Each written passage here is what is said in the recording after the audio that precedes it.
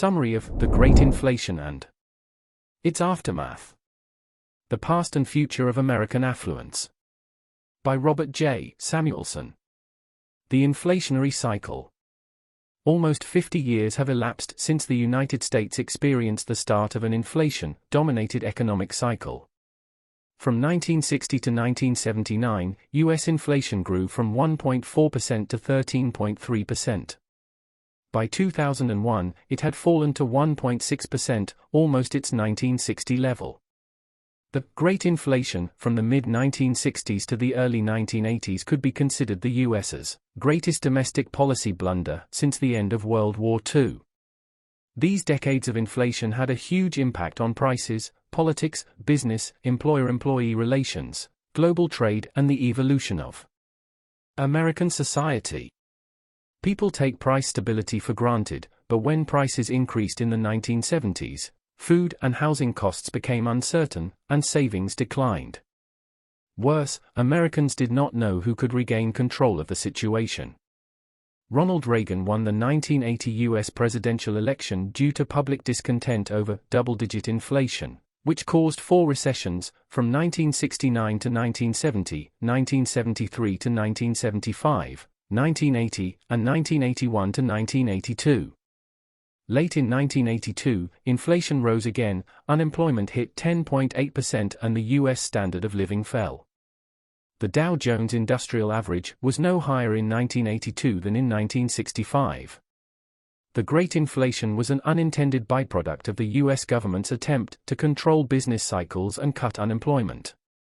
Policymakers based their actions on collective hopefulness and intellectual overconfidence, but their decisions undermined daily American life. Americans believe they control their own destinies and they love progress. They do not think outside forces shape their lives. Yet, as prices rose, Americans saw their living standards erode, just one of the cascading effects of high inflation. Inflation-driven interest rates contributed to the 1980s savings and loan crisis, costing taxpayers about $160 billion. High inflation and loose lending wreaked havoc on farmers, who borrowed heavily while commodity and farmland prices were inflated.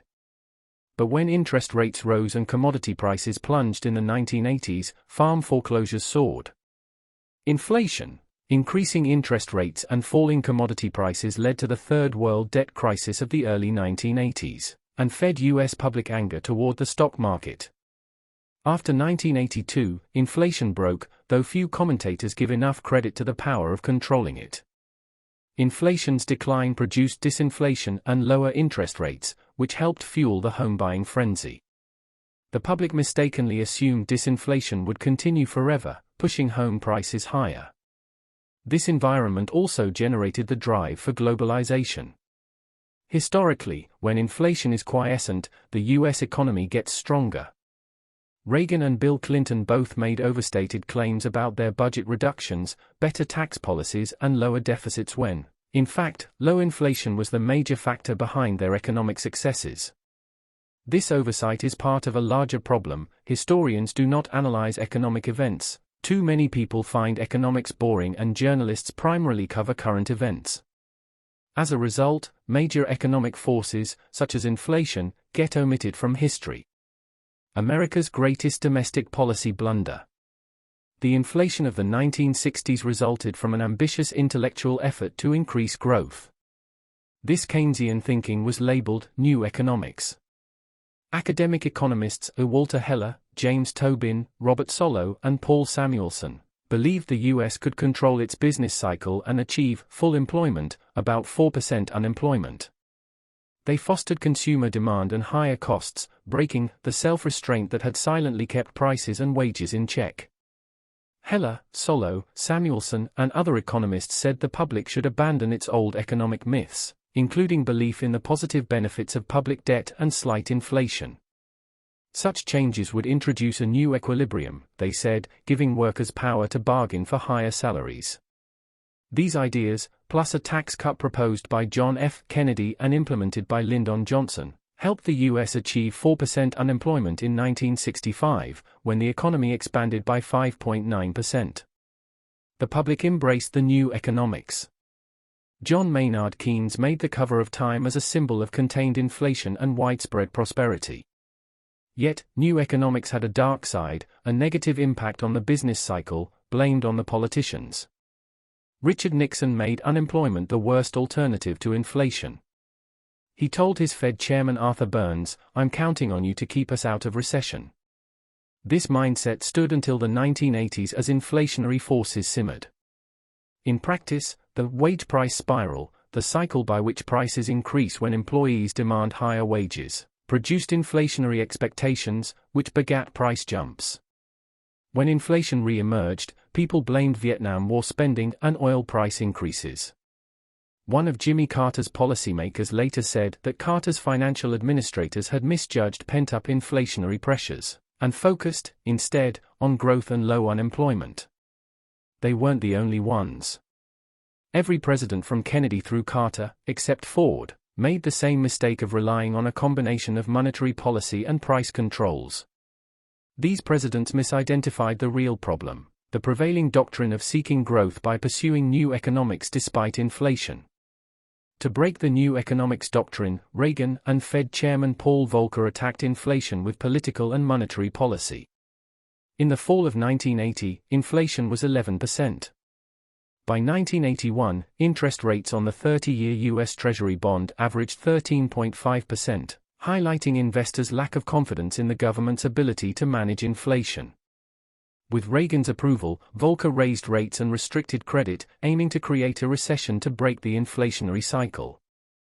Production declined and small business bankruptcies rose. In 1982, unemployment hit 11%, wholesale prices dived and previous wage gains fell. From 1979 to 1982, economic output was flat. The recession did cut inflation. This bitter economic medicine worked due to Reagan and Volcker's determination. As a result of this very unpopular political step, the U.S. economy enjoyed the longest peacetime expansion in its history to date, from early 1983 to late 1990. As inflation fell, the dollar strengthened. This changed international trading. America's trade deficit encouraged imports and reduced exports. While the Volcker-Reagan policy proved that the Fed could, indeed, control inflation, it also introduced the idea of price stability, low inflation that does not raise prices. The policies Volcker and Reagan used to contain inflation had painful side effects, but they fulfilled their purpose and restored public confidence in federal financial institutions. The conquest of inflation was a historic economic milestone. The parallel restoration of capitalism provoked disinflation, which nurtured competition and globalization, a two-edged sword. Globalization's new economy. By the 1980s, non-American companies worldwide were challenging the invincibility of U.S. corporations. As competition increased, the concept of lifelong employment eroded. The vocabulary of downsizing, restructuring, and outsourcing emerged. As global capitalism spread, U.S. workers and companies had to compete on a world stage where jobs, technology and capital flowed to the countries that offered the best opportunities and prices. This transition from the old domestic economy to the new internationally involved economy required social and intellectual changes. World War I-era executives believed in solving social problems with stability and growth. They applied business solutions to society's nagging problems. The next generation of business leaders was more combative. Focused on key corporate stock metrics, share prices, market share, earnings, they soon demonstrated that they would jettison workers to remain competitive, society's problems notwithstanding. This made U.S. companies more prosperous, but at the cost of more wage inequality, and more volatile incomes and financial markets. Employment stability dwindled and layoffs became common. In 1982, half of employed men aged 45 to 54 had been with the same company at least 13 years. By 2006, it was 8 years. This economic evolution was a direct result of deficiencies in the old economic order, particularly inflation, despite current nostalgia for the way things used to be. In reality, the new economy creates more jobs, more products, more choices, and higher living standards. The old economy was static, but stable, the new economy is based on continuous change. You cannot have both. The new economy has both benefits and inherent problems, such as wage gaps between executives and workers, income gaps between households, and 401k plans instead of pensions. To the good, modern economics smoothed business cycles and fostered expansion, job creation, and higher living standards, while reducing societal discontent.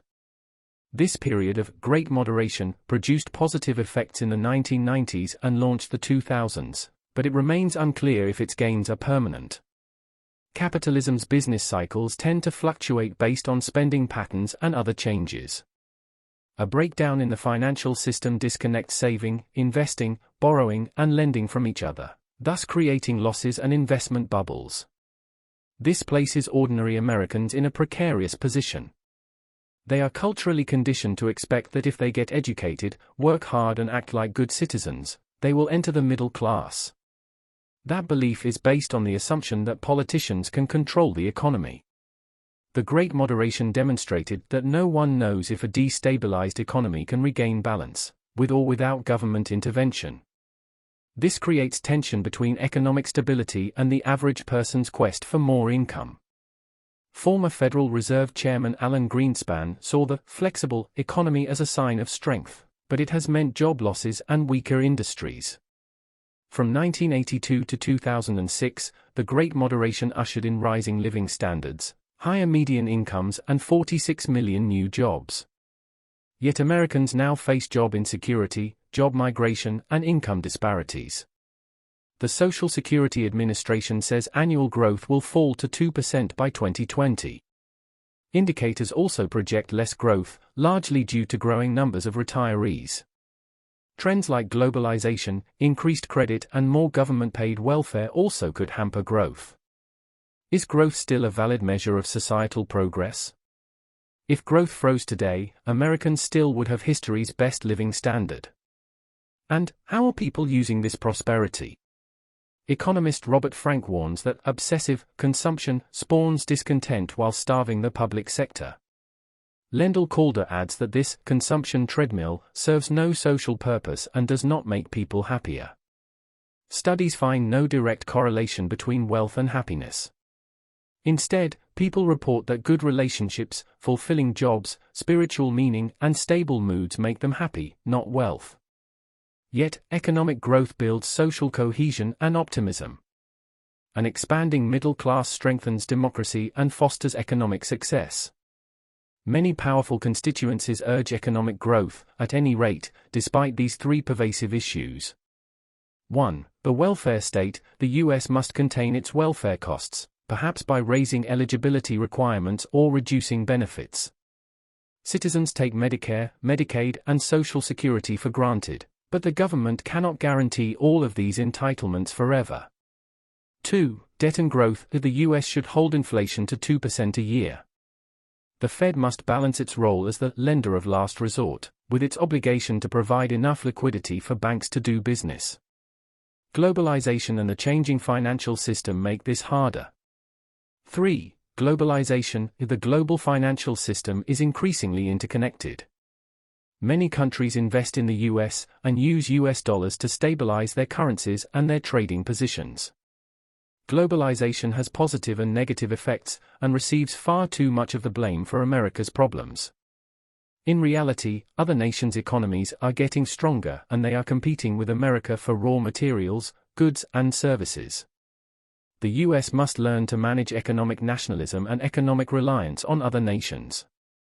Globalization produces prosperity. Since 1950, average annual incomes have gone up 6 times in Spain and 11 times in Japan. But it also breeds job and trade imbalances and, thus, political dissent. The US dominated the world economy after World War II, but other nations, notably Russia, China, Japan, Brazil, and India, with different political interests and priorities, now have growing influence. A separate issue has the potential to trump the others: global warming. Climate change will place more burdens on developed nations than developing ones. Managing this issue requires more research and prompt action. Governments must introduce environmental legislation to control greenhouse gas emissions. Like efforts to address inflation, domestic policies on global warming will probably have to survive great unpopularity if they are ever to become effective.